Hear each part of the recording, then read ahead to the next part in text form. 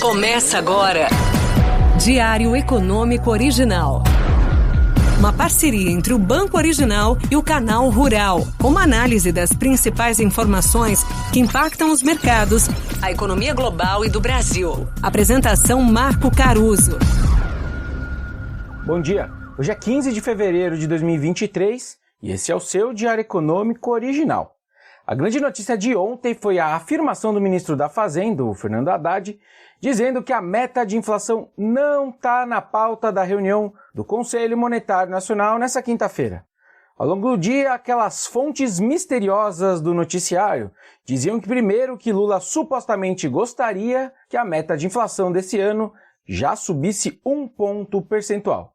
Aliás, só um parêntese aqui, a meta desse ano importa muito pouco para as decisões do Copom, dadas as defasagens entre uma mudança de juros hoje e suas implicações sobre o PIB e os preços. O horizonte relevante hoje do Copom está lá no terceiro trimestre de 2024.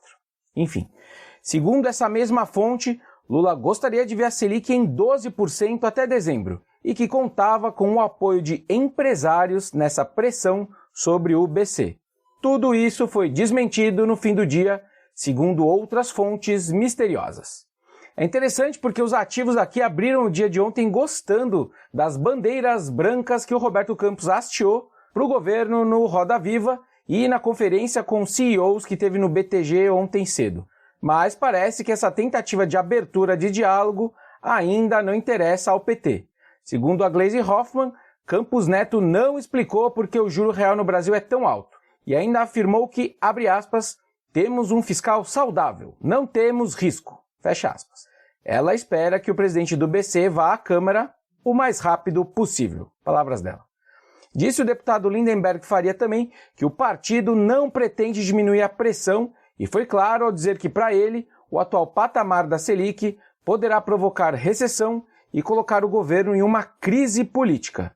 Mas, só recapitulando aqui, até a PEC de transição do governo, o cenário base de todo mundo era um ciclo de cortes de juros em algum momento entre o primeiro e o segundo trimestres desse ano. O gatilho de toda essa mudança de cenário de Selic alta por mais tempo veio das dúvidas sobre a postura das contas públicas daqui para frente. Já comentei aqui, mas vamos lá. A verdade é que os juros são muito mais consequência da conjuntura e das condições de contorno do cenário inflacionário. E outra verdade é que não será fácil conciliar as promessas de campanha e as intenções do novo governo com o desafio de se manter um ambiente de preços saudável sem algum tipo de corte de outras despesas que ainda não apareceram. A bola, então, está com o ministro da Fazenda. E depois, obviamente, com a ala política, quando eles tiverem que negociar com o Congresso o novo arcabouço fiscal. Lá fora, as ações ficaram oscilando em volta do zero, depois que os dados mostraram que a inflação americana saiu em linha com o esperado, na leitura mensal, mas mostrou uma resistência maior em ceder quando a gente olha no acumulado em 12 meses. Uma sequência do staff do Fed também veio a público ontem alertar de novo que o remédio pode ter que ser taxas de juros mais altas por um longo período. O presidente do Fed de Richmond, por exemplo, disse a Bloomberg que se a inflação permanecer acima das metas do BC, talvez tenhamos que fazer mais. Palavras dele. A presidente do Fed de Dallas também disse que os aumentos das taxas podem ter que continuar, abre aspas, por um período mais longo do que o previsto anteriormente. Aí os contratos de swap, é um derivativo, mostraram que os investidores já dão chances iguais para um novo aumento de juros do Fed em junho, depois dos 2 aumentos de 0,25 que já estão precificados para março e para maio. Entre as commodities, as histórias interessantes ficaram com o petróleo. A OPEP subiu em 250 mil barris por dia a sua projeção para a quantidade de petróleo que vão precisar bombear esse ano, cortaram a oferta estimada pela Rússia e também subiram a estimativa para a demanda global por causa desse crescimento da China mais forte.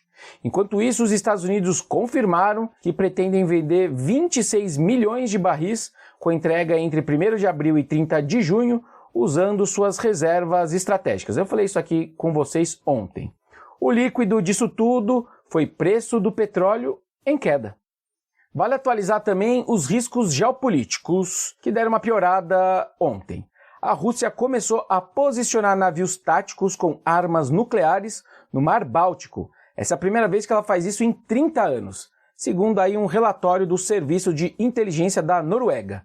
Essas movimentações aconteciam regularmente durante a Guerra Fria, mas é a primeira vez que a Federação Russa faz o mesmo. A inteligência ocidental também mostra que a Rússia está acumulando aeronaves perto da fronteira com a Ucrânia e pode lançar seus jatos e helicópteros para apoiar a ofensiva terrestre que, vamos falar a verdade, anda sofrendo vários atrasos do exército ucraniano. E finalmente, para a agenda econômica de hoje, o pessoal vai prestar atenção nos dados de atividade nos Estados Unidos. Os principais saem ali às 10h30 e às 11h15, com as vendas no varejo e a produção industrial, tudo aí referente a janeiro. Diz o consenso que os dois dados vão mostrar que a economia americana segue bem obrigado e que esses juros ainda não machucam de verdade. Bom dia, bons negócios e sorte sempre! Você ouviu Diário Econômico Original, uma parceria entre o Banco Original e o Canal Rural, com uma análise das principais informações que impactam os mercados, a economia global e do Brasil. De segunda a sexta, às 6 da manhã, no Spotify e YouTube.